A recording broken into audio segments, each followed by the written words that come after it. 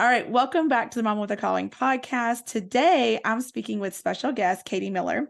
So, a little bit about Katie. So, Katie is a director of marketing and communications at Sight and Sound, which is best known for its spectacular, biblically based stage shows seen by millions of people every year at their two locations in Branson, Missouri, and Lancaster, Pennsylvania. They have recently delved into the world of inspirational film with their release of their smash hit film, I Heard the Bells, which looked really good on the preview this past holiday season. Welcome to the show, Katie. Thank you. I'm excited to be here. Yeah, I think this is a really fun interview because people might be interested in things like this. Like I think a lot of times when we think about God calling us to do something that maybe there's things that we do that maybe we're not, I don't know, we think like, especially art, like the arts and music and theater, like that we're like, can I really get paid for that? So I think this is really, really neat. Yeah. So to get started, can you tell us a little bit about your story and how you came to be the director of marketing of Sight and Sound? Sure. Well, my story is a little bit interesting in that my grandparents actually founded Sight and Sound. So I have been a part of the ministry here since quite literally the day I was born. I think my mom was here about a week after I was born. We had a nursery set up in the one dressing room and another nursery set up in the box office. And so I don't know a life outside of Sight and Sound. It's always been a family business. It's still a family business. We're into our fourth generation now being involved. And so my journey is unique in that I started as a child on stage and then eventually branched out into other areas of the organization. So everything from the box office to working backstage to in our contact center and eventually human resources. I was in human resources for almost a decade before I joined our brand development team in more of a marketing capacity. So it's been really fun to kind of have my own journey grow as the organization grows, and as different opportunities for Sight and Sound come along, there's been different opportunities for me to kind of step into new things too, which has been a really wild ride. Yeah. And it's been fun. So it being a family business, was there ever a thought that like maybe you didn't want to do it? Or was it Yes. always like, I'm going to do this? Yeah, no, 100%. So, I mean, family businesses are unique in that, lines between family and work get really blurry sometimes. And my grandparents grew up as farmers. We're in Lancaster County, Pennsylvania, so steeped in farm country.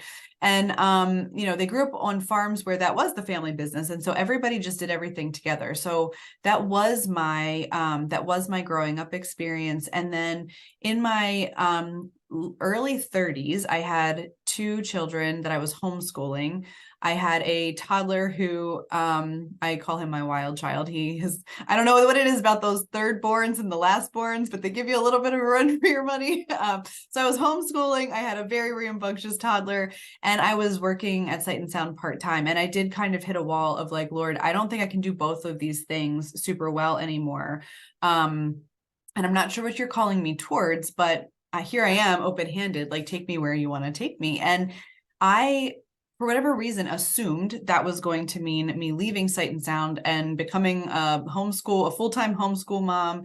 And I was going to have like 10 more kids and like chickens in the backyard. I don't know why. Like, that's just where I literally thought it was where I was headed. And so I was 31, I think, at the time. And I said to my husband, I said, I think I'm going to retire. And he was like, what?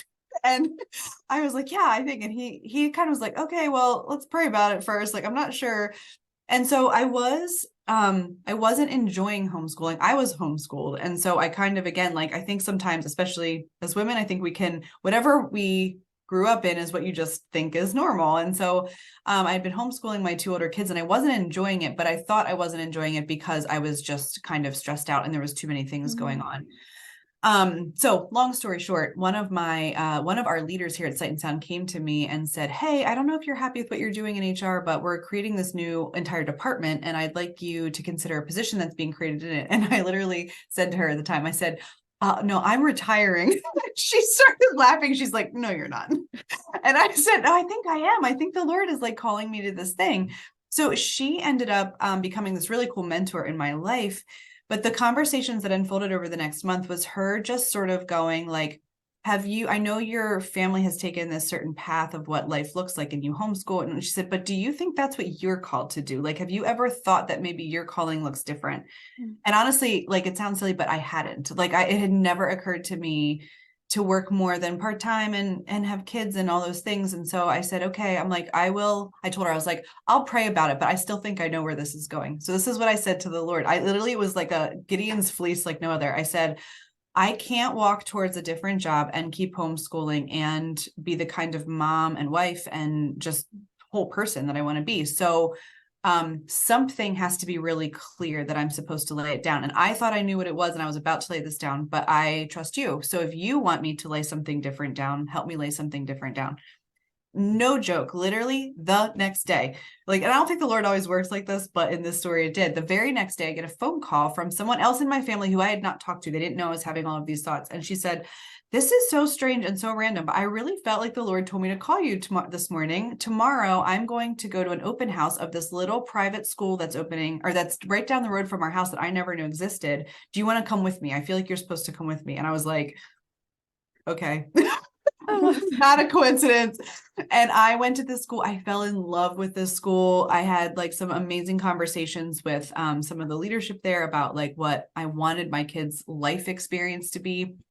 And we literally like enrolled the kids for the following spring, like a week later. And I was like, I guess I'm not homeschooling. So I guess I'll keep working for now.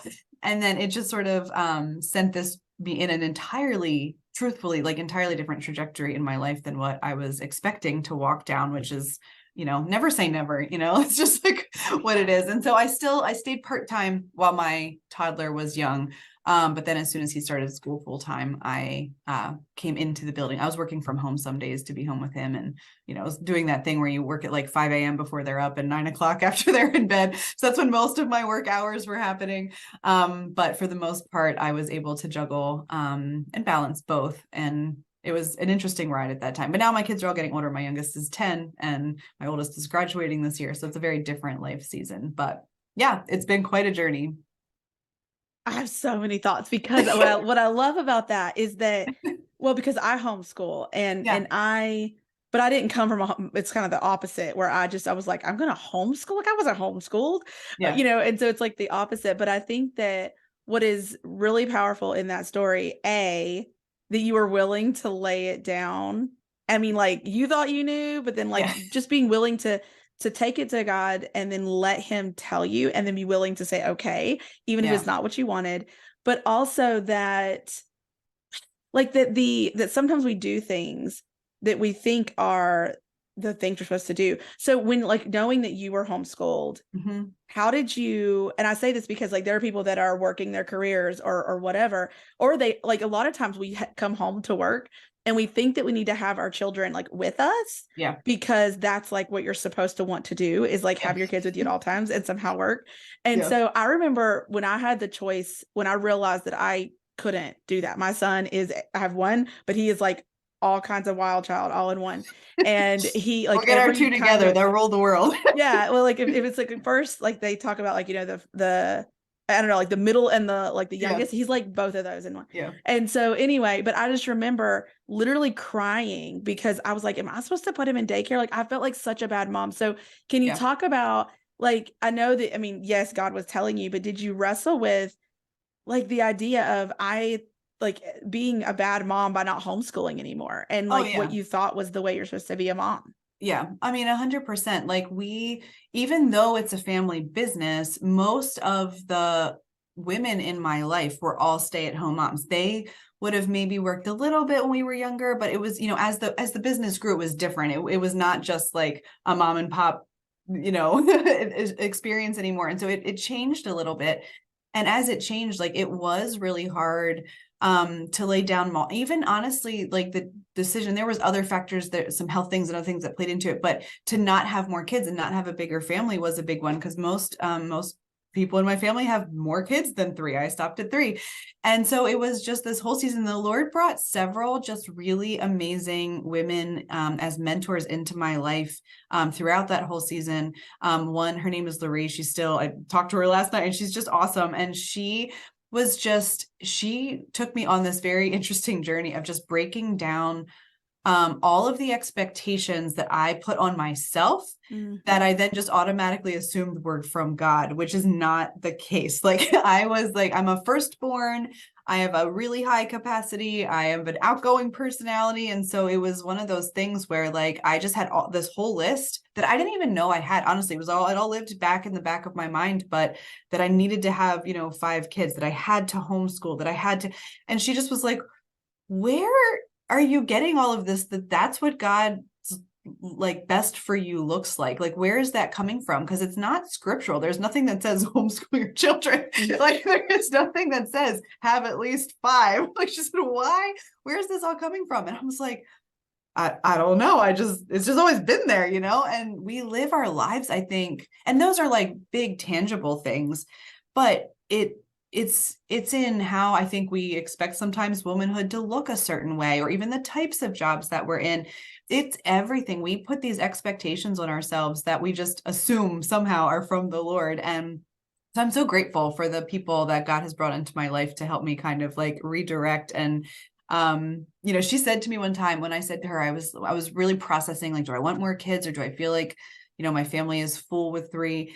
And she finally, I will always laugh at this, she leaned back and she goes, who do you think you are? And I was like, what do you mean? And she's like, you're not the giver of life. Like, why do you even think you get to make all of these? Like, and I was like, right. Okay. I don't have control over all of this sometimes, like it was such a season of surrender to the Lord, of like, I am trusting you with what my family is supposed to look like. And I'm trusting you. And even if like, God is so gracious, even if I'm going down a path that's not the right one, Lord, not my will, but yours, like, help me live this life of surrender and trust that you will redirect if I'm walking down a path that's not actually the right one. I think you're bigger than my potential mistakes, like yeah, it's not easy though. It's easy talking about it now. It was 10 years ago. When you're in it. Right. Yeah. But I mean, and I love that, too. I think a lot of it, I do this all the time, where it's like, I am, we think that there's a right path, a wrong path. And if I pick the wrong path, like all is lost. It's all done. All is doomed. And I have a sticky note that I have by my work, and I'm like, I cannot mess up God's plan. Like my mistake is like factored in, Right. or whatever. Right. And it's like, we're going to lean into him when we mess that up. But, yeah, I just love that, because like what you're saying, which is that we have to, and I think this is really important, and we don't even realize it, is that we have to ask ourselves, why are we doing what we're doing? Yeah. And is that what God has called us to do? Are we putting these either societal standards, family expectations, all these things on ourselves, or is God asking us to do something different? And that's huge for all of us, but for the women listening to this podcast, they for sure are struggling with that, because it's unsettling to know you went all the way down one path. Like I got a PhD, and then it was like, go home, like be home. And I'm like, so I'm like throwing away like the degree, and it feels like you have to really be secure in that and know that God has called you to, like, that's also important, that you're not just making random decisions, that it's like, God is leading me to this. So can you talk about so then when you decided to do that, you put your kids in private school, and then you stepped into this role, what do you do? Why do you, like looking back, I guess you can see, like, why was God calling you to actually do that option and not homeschool your kids? Yeah. Oh, that's a good question. I mean, I think I'll say this, my favorite thing about what I get to do now is things like I'm doing right now, which is connecting the heartbeat of who we are here at Sight and Sound, why we do what we do, to our guests, to those outside that are, walking a similar journey to what we are. Like, that's what we get to do. And so we are incredibly passionate about what we do here, and being able to help connect audiences to the heartbeat of what we do is the thing that I feel just incredibly passionate about and honored to be able to do. And it's funny, people who like know me now, who wouldn't have known me 10 years ago, they're like, you wanted to be like a homeschool mom of 10 kids with chickens in your backyard? Like, do you even know yourself? I'm like, well, I do now, but I clearly didn't then. Like, they're just, it's just, life is such a journey. And so, it's been interesting to, Sight and Sound has exploded in growth in the last couple of years. And it has been my absolute privilege to walk alongside some of the pioneers of where God is taking us, and be able to at times be a support to them, at times lead right alongside them. but no matter what, like be one of the voices that helps to articulate who we are and connect people to the ministry that God has called us to. And so that's what I feel like the call on my life is now, at least for this season, and I do always like hold it very open-handedly. It's, life is a series of seasons. And I think when you realize that, someone once said to me too, like all of life is seasons, and that could be either good or not good, depending on how you look at it. But you always know, no matter what season you're in, it's not forever and ever and ever. And so being able to be grounded in gratitude for where you're at and whatever moment the Lord has you in. Again, a lot easier said than done. But there's definitely seasons of my life I look back on, I was like, I was not as grateful for that one, but whatever, we'll just put that one to the side. Yeah. But like there's something to be said for being able to acknowledge that. So yeah. I love the saying like you hold it open-handed, and knowing we talk about seasons a lot, and we kind of throw it around, it's a season for a season, but seasons can be long, seasons can like be short, and also like you're saying, some seasons are not great. Mm-hmm. But I think it's also really important, and this is kind of hard when you're doing something that you feel called to do now, but being willing to say, but God, if you call me to something else, it's like we're not holding on to the thing we've been called to do more than what, being willing to go a different direction. Right. And I know that one time I was listening to like a sermon, and he was saying, like, if you knew that you would never see the like fruit of what you're doing, but it's what God called you to do anyway, like, would you do it? Or if God like genuinely said, lay it down, and it helps you assess, like, do I love the idea of this more than I love being obedient and doing what God's called me to do? And those are really strong questions, because at the time I was like, no, I want to do what I want to do, and I want to see the fruit come of it. And I had to really get myself in a different place, which was just really powerful. So what comes to mind is, you're talking about the heartbeat of what you guys are doing and like the mission behind it. And something that I am really fascinated with and just holding on to myself is seeing in the Bible, in particular, like Jesus, of course, but also Paul, how it seems like they're mission minded. They're driven by this divine mission that they're given, and they just take it so seriously. So can you talk about how that drives you to keep doing what you're doing? Is that part of why you're doing what you're doing? Yeah, I mean, it absolutely is. So our mission statement here at Sight and Sound is to tell his story through who we are and what we do. And so the obvious practical side of that is that we are telling Bible stories live on stage. We are producing films. We have our streaming platform. We have a performing arts school. We have like all of these ways that we tell his story on a regular basis. But the part that gets me the most energized is not just through what we do, but through who we are. And so, the hope is that our ministry, no matter what encounter someone has, is that they are one step closer to living in the fullness of their identity in Christ. And so whether they are seeing their own life reflected in aspects of the life of Moses or David or Queen Esther or any of these biblical characters that we portray, or Henry Wadsworth Longfellow or anyone else in that film, I Heard the Bells, that there's someone there that they can identify with, that there's somewhere or a part of that story that's taking them one step closer to knowing who they are in Christ. And so for me, whether it's the teams that I'm leading on a regular basis, whether it is the people I'm rubbing shoulders with, whether it's our guests that are coming through our doors or having an online experience, the hope is that every step of that experience is taking them one step closer to being who they are in Jesus. And, the desire of that being wanting to take that home to my kids, like just going back to kind of what you said just a minute ago, I was talking to my son. He's graduating high school this year and not sure what he wants to do. And he said, Mom, can I say something really honest? And I said, yeah. And he goes, I'm kind of afraid. It was like really endearing, because I was like, oh, buddy, I know exactly what that feels like. He goes, I'm kind of afraid to tell God that I will do anything he says, because what if he tells me to do something I really don't want to do? And it was like, but I appreciated his it was like a really big wrestle. It is a big wrestle for him. And I said, oh man, I'm like, we're all there all the time.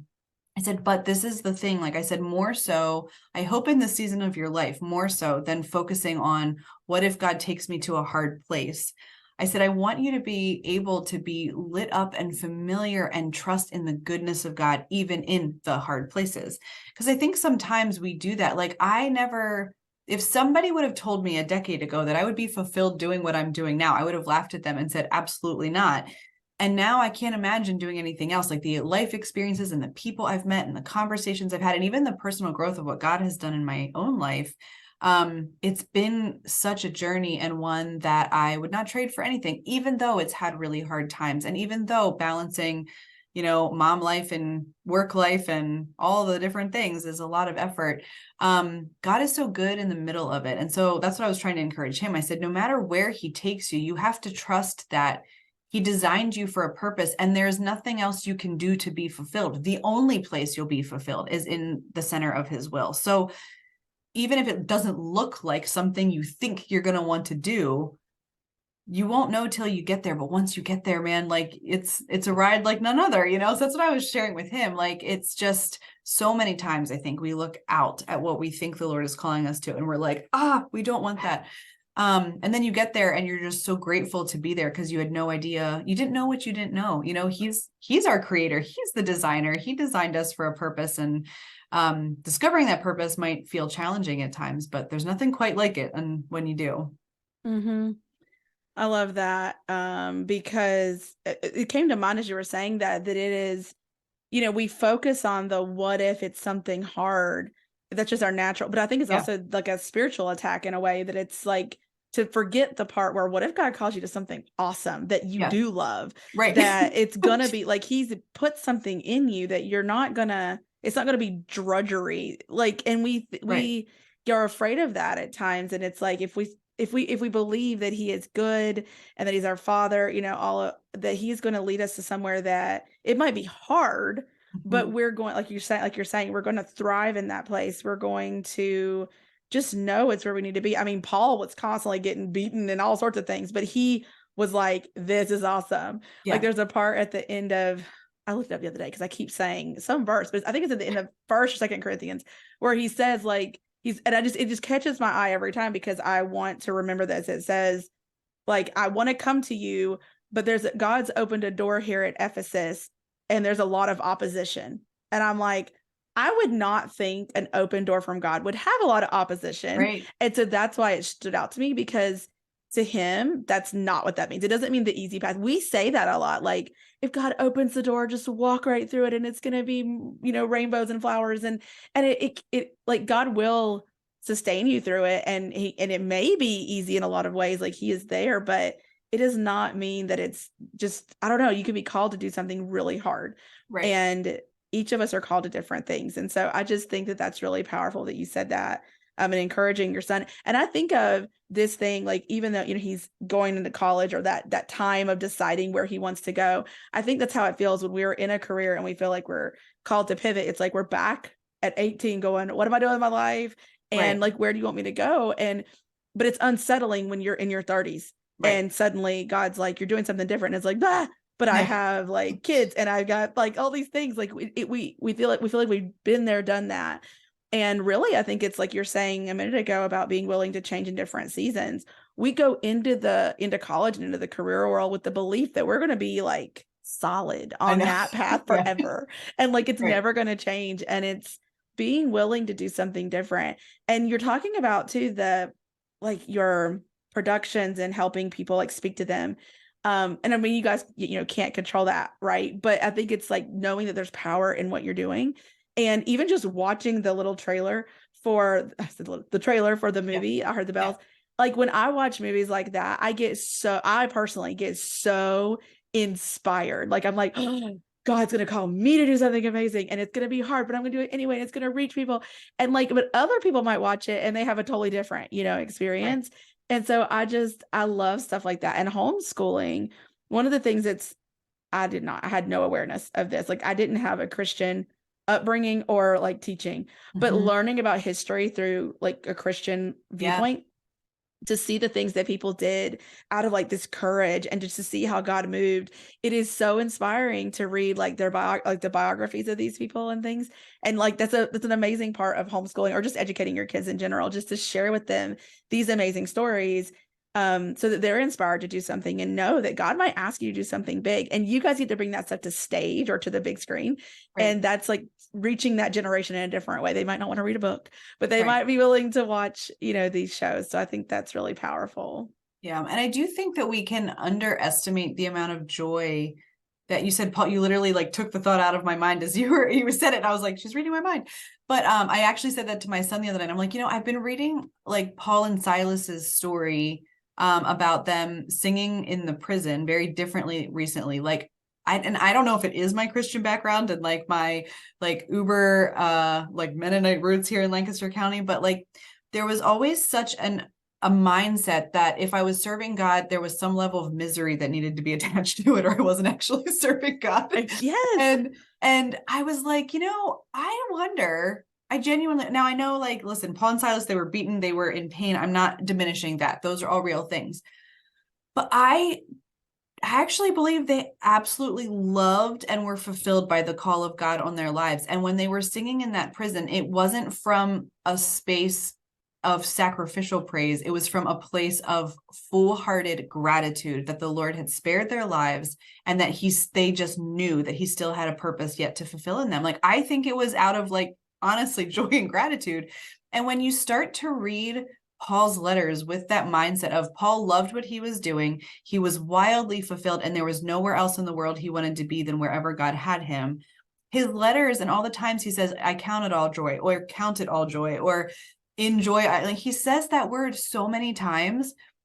And I've always thought of it as more of like a forced joy. And I'm like, I don't know that I buy that. I bet you anything, Paul was like a really joyful, fulfilled person. And I don't know why I've always read it through this lens of he probably was sort of miserable. Like, honestly, that's kind of how I don't think I even realized that's what I was thinking about it, but I think I was. And so this whole idea that we are going to be fulfilled and joyful, that God wants to take us to that place, that living in the center of his will, that does not mean we don't have hard times and wilderness seasons and challenges and all of those things. We 100% do. Life is hard. I'll be the first one to say it. And when you know that you're where you're supposed to be, there is a different level of like fullness of joy that really is present. Again, not to mean we don't have bad days and hard seasons, but there is, I don't know, God wants us, that's what he's walking us towards, right? Like the fullness of joy in him is where he's walking us towards. And so the journey of getting there is not always easy and not always constant either, but it is attainable, I think. Yeah. And that's, another thing, and I think that harder is holier thing. Like I have this belief because I grew up in East Tennessee, Southwest Virginia, and I just think that there is, and I think it's because of like the Puritans, the Mennonite, like all of that Right, kind of all belief of it, yeah. that there's like this, you need to like seek out misery. And it's looking at what Paul's stuff where it's like you need to suffer, like harder is holier, suffering is righteous, like that somehow you're doing God's work if everything is miserable. And I feel like a lot of, like for me, I've had to undo a lot of that because when I'm reading scripture, if you don't just isolate the New Testament and you look at the whole thing, you see that God really does want us to thrive and to have good. And it's Right. not his like desire isn't for it to be hard. Right. But I think that what we have to realize is that there are people that were chosen, first of all, in the new church, like the early church, they were going through a lot of oppression, persecution, and just because they're like overturning everything. But just because we're not facing that today, though, in our world, that it can now be a thing that's stronger, I feel like, than before. But if you say what you believe and do the things that God's calling you, you may face that, but you may not, because I think throughout scripture we look at these big characters and we say these big people and say like, wow, I need to be like them. But actually God calls forth those people so that the rest of the people aren't doing crazy stuff like that. Like they're just living their life, having house church. And I'm not saying they're not doing anything important, but like they're called to something else. We're not all called to go through the suffering like that. And there are some that are, but it doesn't mean that it's all of us or that we need to be questioning what we're doing if we're not experiencing that. I just thought that was a really neat insight for myself. Yeah, no, it absolutely is. And like, I mean, don't get me wrong. I say this all the time. Like the last decade of my life has been absolutely bar none the like hardest decade of my life, but it's also been the most full of joy, I think, of my whole life too. And so they do often go hand in hand.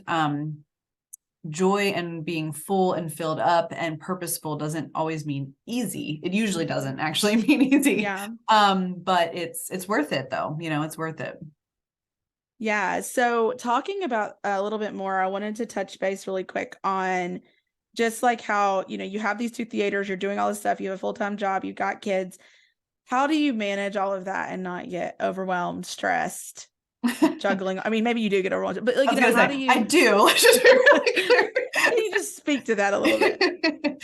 Yeah, no, one of the things that the mentor I had mentioned earlier, her name's Laree, she's amazing, but she kind of took me on a little bit of a journey several years ago, in that same season actually, of discovering some value words. And this is like such a practical thing that I encourage every woman I know to discover for themselves. And there's online tools, you can look things up. There's probably books out there, but she prayerfully kind of helped me walk through this journey of discovering what 3 value words are for my life, that make up, part of who I am, Katie Miller, not necessarily aside, they're not meant to be spiritual guides or any of those types of things, but just words of like, I know that I'm at my best when I have these 3 things. And so the 3 words that were my 3 words, there's nothing magical about these 3, but for my personality, were connection, effectiveness, and gratitude. And so really simply, I'll break them down really quickly. Connection for me is really big. I am a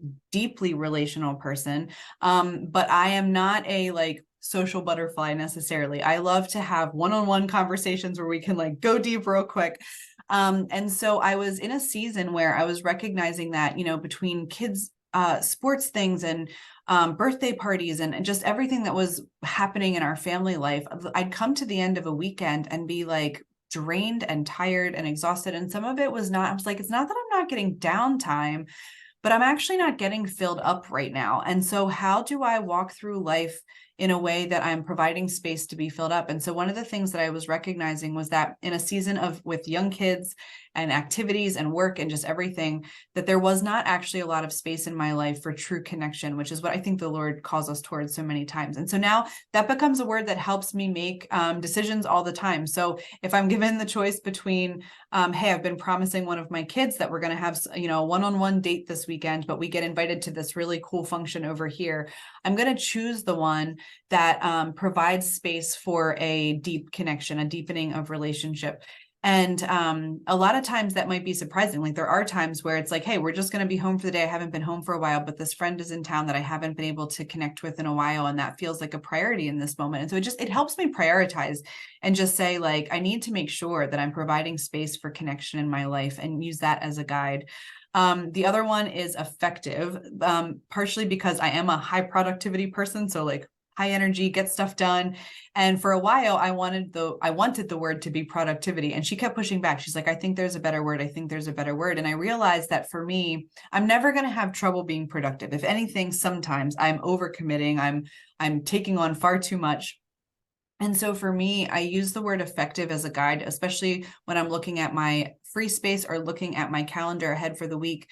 And I can say, okay, Lord, like, what do I need to do to be effective this week? And sometimes what I need is to take a nap. And sometimes what I need to do is be able to like sit down and have a look ahead conversation with my spouse. Or sometimes what I need to do is actually to be effective this week, I have to work Tuesday evening. I try not to work evenings, but to be effective in what this week holds, I need to work a little bit extra this week.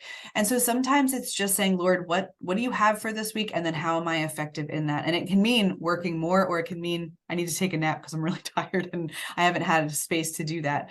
And so that's a word that's guided me. And then my last word for me is just gratitude, like always, always, always coming back to being grounded in gratitude for what is. We can always look ahead and look to the next, especially I have a tendency to do this. The next week is when this will all be better. Next week, I'll have time for this. Next week, I'll won't be grumpy with my kids. And just trying to end every day or start every day with a moment of just gratitude for the Lord for what he has brought into my life and who he has brought into my life. And so those 3 words, when I'm feeling overwhelmed and stressed, it's usually because I haven't paid attention to one of those words. I'm either living in a space where I'm not grateful. I'm living in a space where I haven't done what I know I need to do to be healthy, spirit, soul, and body, to be effective, or I am not in a space where I am cultivating deep connection points in my life to the people, the community that I know God wants to have around my life. So usually the symptoms of feeling overwhelmed and stressed are when I've let one of those 3 things not be a present, mindful, like guidepost. I would say they're guideposts. So I super encourage the practice for some, discover what words mean something to you. I know I have a friend who one of her words is rest, because she is not actually very naturally a restful person. And so she has to be super intentional to put rest in her life, in her relationships and things like that. So we're all wired so differently, but find what things are core parts of who God has called you to be, so when you're not walking in those things. But it's been helpful. I don't do it Yeah. perfectly. We have frozen pizza a lot. I mean, it sounds like one of those, like, I don't do it all perfectly, but yeah. well, and I mean, that's like you're okay with that. Who cares? We have like like nobody else needs to. It doesn't matter to anybody else what you Right. guys eat. But I love that. It really excites my brain because I coach women to help them, and I feel like that's an amazing coaching tool, is to figure out those 3 words and then to like hold on to those, because we talk about it in terms of like your calling and figuring out like how to step into that, but just having these sort of grounding, centering words that are looking at who God's called you to. That's amazing. I love that. I'm going to take that and like build that out, because I think that's really cool. I'm look at resources for that. But the other thing you talked about, well, okay, so it's talking about those 3 words. What I love about that too is that it's not about your circumstances. Like you still have to work, you still have kids, you still got stuff, but it's like plugging these things in around your schedule. And maybe, like you said, it's like saying no to something or whatever, but it's yeah, it's about controlling what you can and just like working in there to kind of keep you fulfilled and like your cup filled so that you're good. And as women, like, I think we just all need to find the freedom to be like, I can't do it all. Like, there's going to be some weeks where I am incredibly present at home and I'm having deep and long conversations with my kids and we're taking family walks after dinner. And then there are weeks where it's like high fives as we all walk out the door to our different functions. And there are weeks where I am, here at work extra and long. And then there are weeks where I'm like, hey guys, like, it's been a crazy season. I'm going to take a long weekend this weekend to be with my kids. And there's weeks that I cook every single night. And there's weeks that we have chicken nuggets 3 nights in a row because, as we call it, Chick-fil-A is down the road and God bless the Christian chicken. Like, it's like how we eat sometimes. It's just what happens during certain weeks. And so it's, if we're always living in one space or the other is, I think, when we start to get out of alignment. But when we can be okay that this week is going to be a focused family week, or this day is going to be that, or, hey, we're in the last sprint, guys, we're opening shows. I know this week is going to be crazy with work, but next weekend we are doing a, unplugged true Sabbath weekend, and we're going to take the weekend to be together as a family. Like, that's okay too. And everyone has to find their rhythm.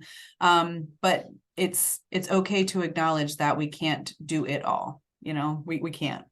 Yeah. And what I'm hearing from that is like, man, I love that. This is just so good, because I think like now, as you're talking, I'm thinking I have a tendency, I'm really bad about this, thinking that if my everyday is not like picturesque, then like my son's life is ruined. He's never gonna, he's gonna think his mom was never there or whatever. Like I keep, we tend to take things like, if this week feels chaotic, then it's like everything's gone to crap, but it's like, if we look at each week in sort of like a container versus the big picture. So it's like, if this week is hard and like I have to work a lot, like you're saying, but then knowing that I'm gonna, like, because of this, it's okay. It's not the end of the world. My kids are not going to be traumatized because I worked late or didn't see them a lot this week. Next week, I'm going to pour into them, because overall, they're not going to even remember the negative anyway. They're going to remember, hopefully, if it's not just Dear God, please. But like, but like those, we have to balance it all out. We can't be perfect anyway, even if we did.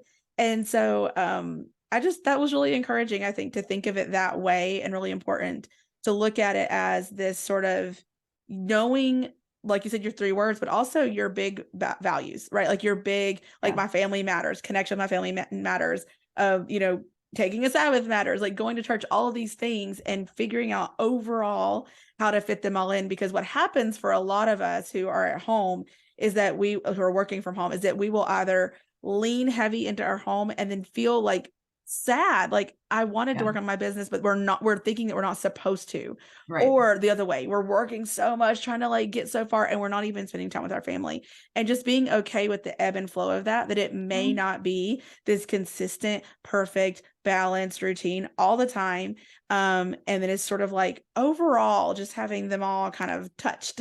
Yeah. And I mean, just I'll jump in and say, I don't think we can have it perfectly balanced all the time. Even if, even in my seasons of being a full-time stay-at-home mom, to your point, I don't actually look back at those seasons and see myself thriving. Like, I was very lonely in those seasons. I don't actually feel like I was necessarily my best self with my kids because I was trying to do it all perfectly all the time and have these perfect family experiences all the time. And I actually feel like I, in some ways, am thriving as a mom more so now than I was in that season. And that's not neither here nor there. It's just we're all different and our journeys are going to take us down different paths. And so no matter if you are, working in a high powered environment, or you are home all the time, or you're somewhere in between, or you're starting your own business and you're, working at 10 o'clock at night after the kids are in bed, there is never going to be, I think, this like perfect all the time experience like we all want it to be. We have all of these like visions, but it just doesn't work out that way. And giving yourself grace for it actually often opens the door to just being like, all right, kids, we're all going to pitch in this week. Or, hey, I know this week is going to feel this way, but this is then where we're going to walk towards the next weekend so that we can have some time together or whatever it is. So yeah, it's an interesting journey.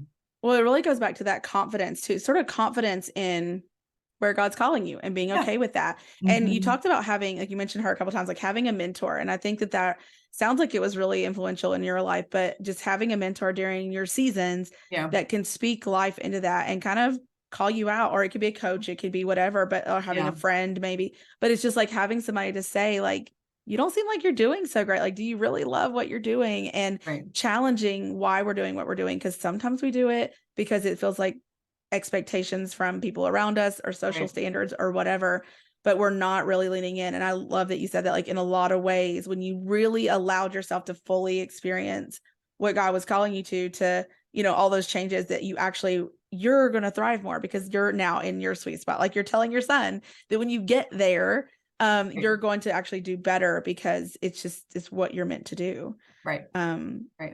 So where can people learn more about Sight and Sound? Where can they connect with you, learn more about what you guys are up to?